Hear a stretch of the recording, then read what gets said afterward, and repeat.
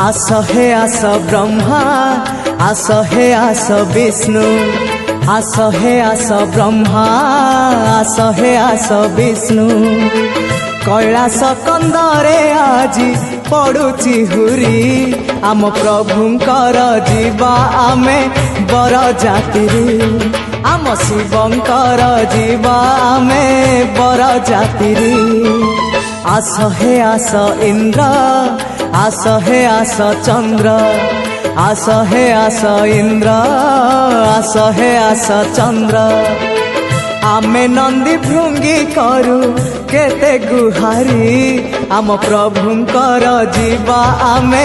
बर जातिरी आम शिवंकर जीवा आमे बर जातिरी।